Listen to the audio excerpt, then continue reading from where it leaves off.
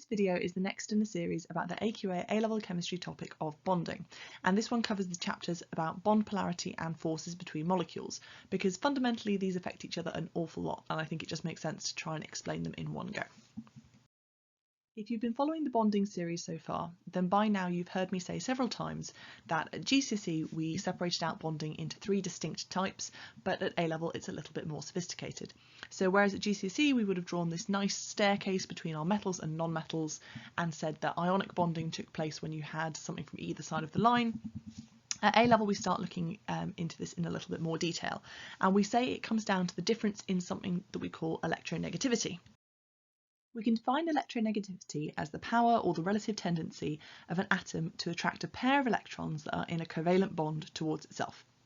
We can give this a numerical value based on something called the Pauling scale, which goes from 0 to 4. Now the highest numbers are in the top right of the periodic table, excluding the noble gases. So fluorine is the most electronegative thing in the whole periodic table, and it has a Pauling value of 4. So the Pauling values and the electronegativity increase as you go from left to right across a period, because as you go from left to right across a period, you're increasing the number of protons. So you're going to increase the number of things in the nucleus that are attracting those electrons. And then as you go down a group, the Pauling number and the electronegativity decreases, because as you go down the group, the atoms get bigger, they get more shells, and therefore also there is more shielding. So fluorine is the most electronegative, and then as you move back towards the left or down the periodic table, the electronegativity decreases. So based on what we've just said, here are 4 elements: sodium, magnesium, aluminium, chlorine. Which one is going to be the most electronegative? Well, that will be chlorine, because chlorine is the furthest towards the right. It's the kind of the closest to fluorine, if you think of it that way. Here we've got another example of 4 elements that are in the same period. So which one is going to be the most electronegative? Well, last time it was the element that was the furthest to the right, but in this instance krypton is a noble gas, so it's not particularly trying to attract the pair of electrons in a covalent bond towards itself. In fact, the noble gases tend not to make covalent bonds, so the answer is going to be bromine.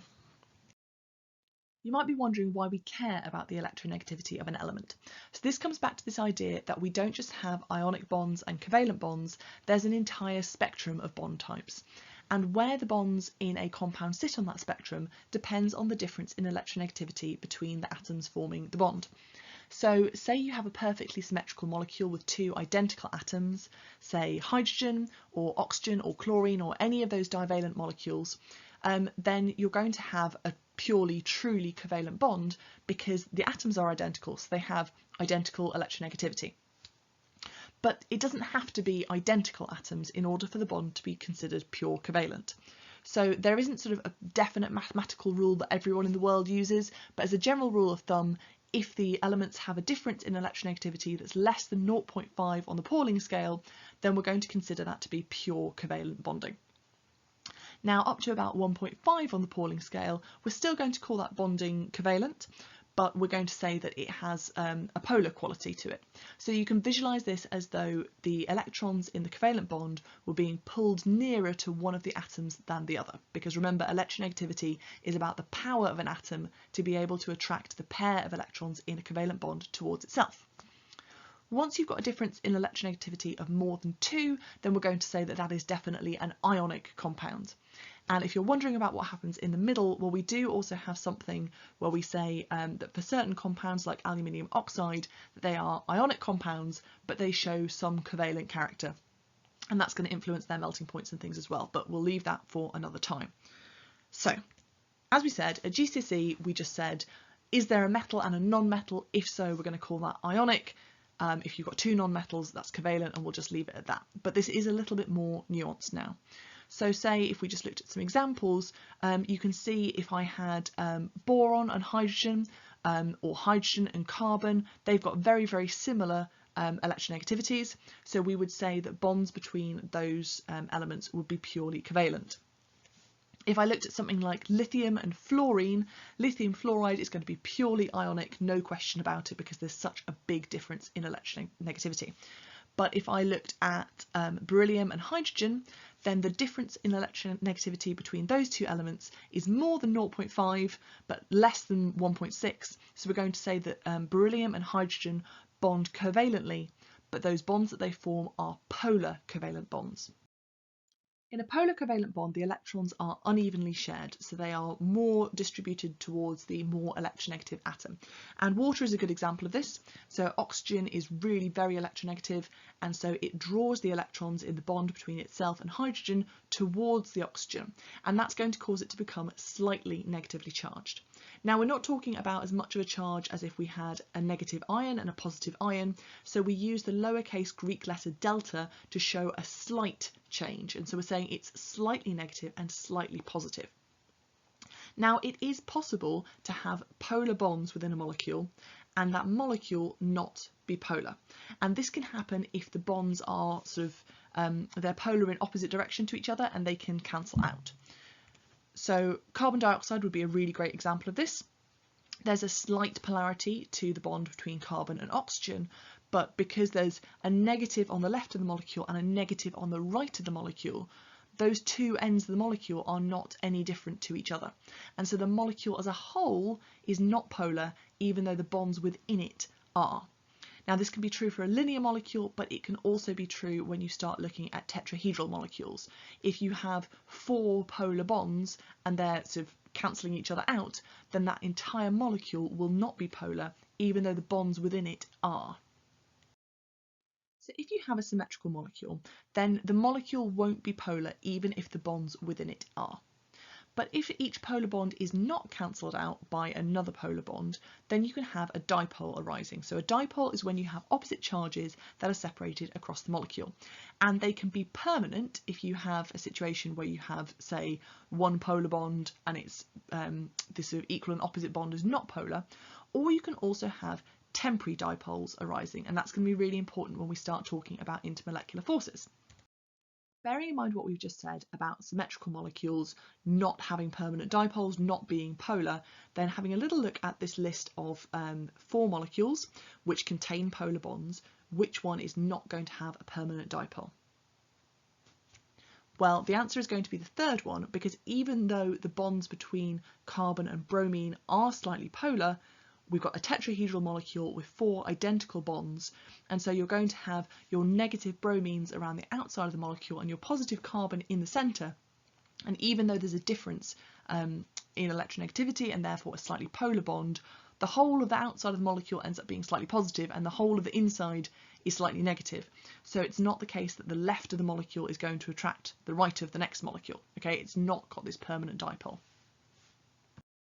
Same idea here, we've got 4 examples of molecules that all contain at least one polar bond. So which one of them doesn't have a permanent dipole, which one of them isn't a polar molecule?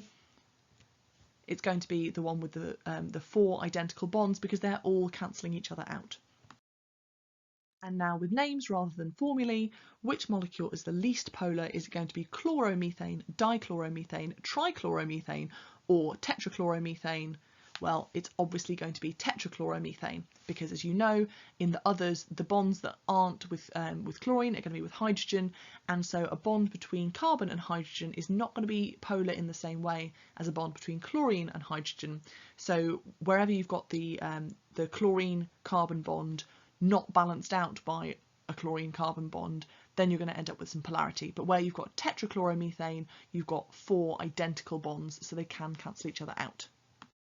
Before we go any further, you need to be really clear that if you have a covalently bonded substance, you can talk about it being a molecule and you can discuss it having intermolecular forces. But if a substance is ionically bonded or metallically bonded, it is definitely not a molecule, and therefore it does not have intermolecular forces, because an intermolecular force is a force between molecules. This is really important because particularly once you get to A level, you can quite often have a 3 or 4 mark question, and it will say in the mark scheme, say if it's about an ionic substance, if you use the word molecule, you forfeit all the marks, even if the rest of what you say is right. So just really make sure you're clear on this. If it's covalent, it's a molecule. If it's not covalent, it's not. So you should know from GCSE that where you have small molecular substances, so that's a handful of atoms that are covalently bonded together, then between those molecules there are weak intermolecular forces, and those weak intermolecular forces are always going to be significantly weaker than the strong electrostatic force of attraction that we see between ions in ionic substances, or between positive ions and negative delocalized electrons in metallic substances. Now we're going to start looking at different types of weak intermolecular forces, some of which are weaker or stronger, but they are all categorically much weaker than strong electrostatic forces and much weaker than the covalent bond inside the molecule. We usually say that when you're looking at small covalent substances, they tend to be gases, liquids or solids with low boiling points at room temperature. And the reason for that is because those weak intermolecular forces between the molecules are so weak and they require so little energy to overcome them, and therefore you have a lower boiling point. So the bit that's new for A-level for weak intermolecular forces is that we're not just going to keep calling them weak intermolecular forces, we're going to start classifying them into types, and there are 3 types that you need to know. There are van der Waals forces, which are the weakest, followed by permanent dipole interactions, followed by hydrogen bonding. Now it's important that you understand that all molecular substances have van der Waals forces, and in fact also monatomic substances like the noble gases also have van der Waals forces. Now, on top of that, a molecule might have permanent dipole interactions, it might even have hydrogen bonds, but all molecules, regardless of what they are, have van der Waals forces. They don't just suddenly disappear. And because these forces get comparatively stronger, that's going to mean it's going to take more energy to overcome them, and therefore we're going to have higher boiling points. So often questions about weak intermolecular forces aren't phrased in terms of which one has the strongest forces, they're phrased in terms of which one has the highest boiling point, because the one that has the strongest weak intermolecular forces will have the highest boiling point. So substances that have hydrogen bonding tend to have markedly higher boiling points.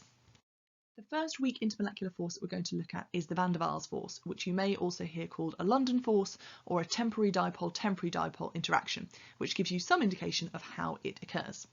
Now, when we look at any molecule, or indeed any atom, because remember we do have van der Waals forces between atoms of noble gases as well, there are electrons. And we tend to visualize this as though the electrons are equally distributed all around the molecule or all around the atom, and they're keeping as far apart from each other as they can all the time, because of course electrons are all negative and they're all repelling each other. But what you have to remember is that electrons don't move in a predictable fashion, they move completely at random, and so sometimes that lovely even distribution is going to change. So just because of the random movement of the electrons, we end up in a situation where one side of the molecule has ever so slightly more electrons than the other side, and this is going to create a temporary dipole.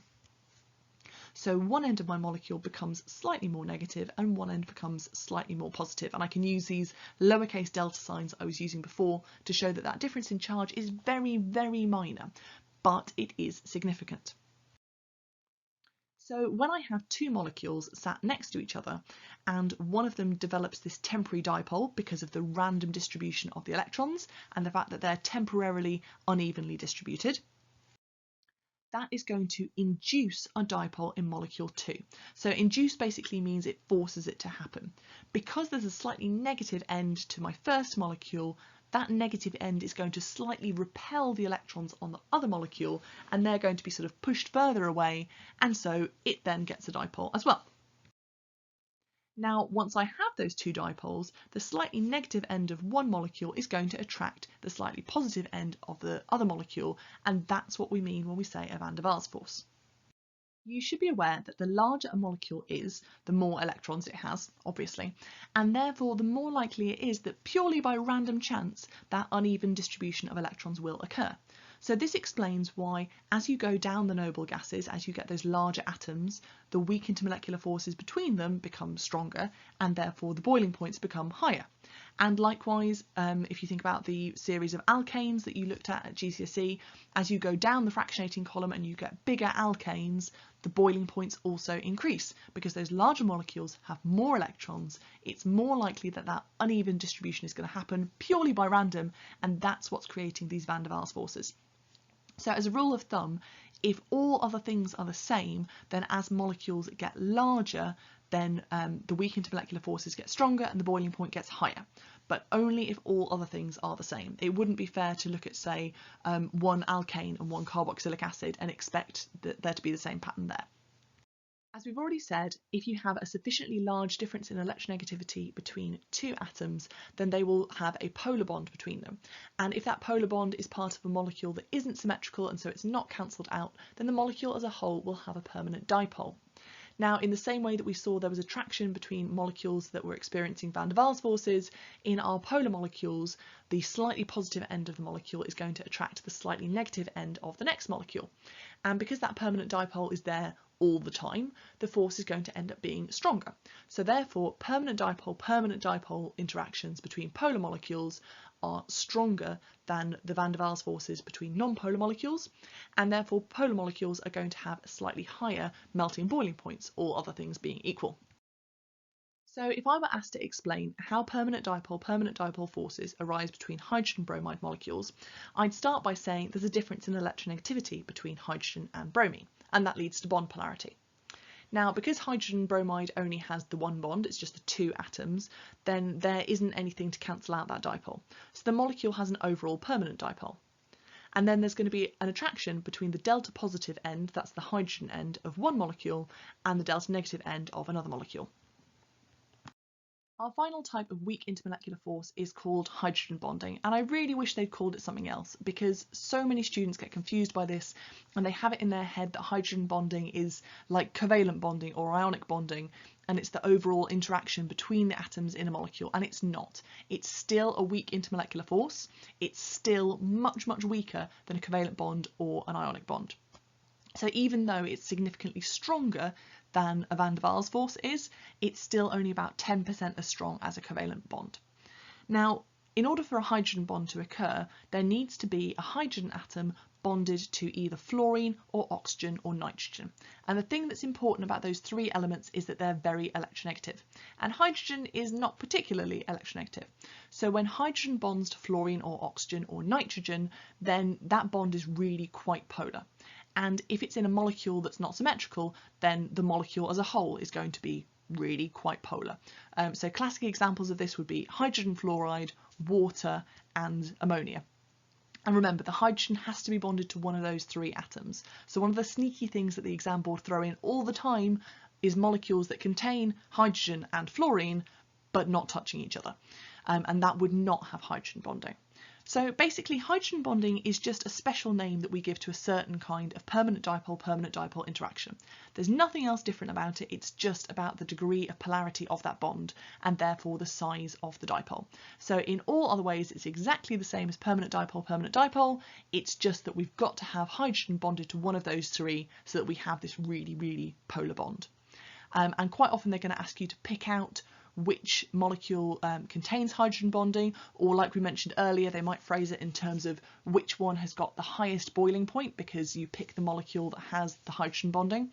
So you're going to see hydrogen bonding as well as in water and ammonia and hydrogen fluoride, in alcohols, in carboxylic acids, in proteins and in amides. Now, as we say, hydrogen bonding is just a kind of permanent dipole interaction, but it's stronger than your regular kind. And so compounds that have hydrogen bonding are going to have higher melting points and higher boiling points. You can see this really clearly if you look at the trend in the boiling points of molecules as you go down a group.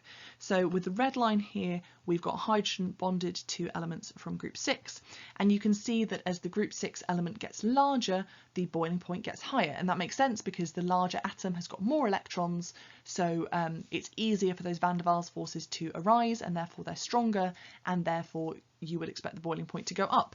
And so by that logic, you'd expect water to be, you know, somewhere down here, I don't know, minus 70 or something. But actually water has a boiling point of 100. And likewise, if we look at these compounds with group 7 elements, then we see the same trend. As the group 7 element gets larger, the boiling point gets higher. And by that logic, we might expect hydrogen fluoride to have a boiling point of, I don't know, minus 100. But actually, it's up here above 0. And the reason is clear.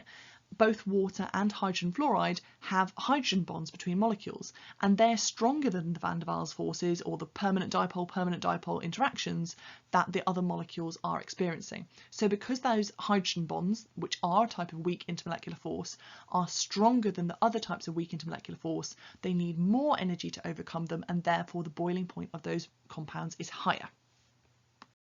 In fact, we can use hydrogen bonding to explain a lot of the cool properties of water because it's actually a really unusual substance.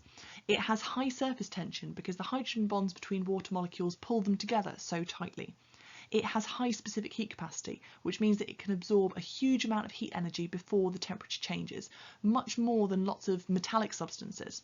It has a high specific heat of vaporization and a high boiling point and a high melting point, as we've just seen.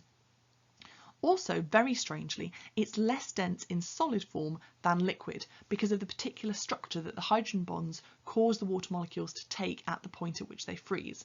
And that is really, really important because it means that ice floats on water. And the fact that ice floats on water rather than sinking basically is crucial for the development of life. But you don't really need to worry about that unless you're taking A-level biology.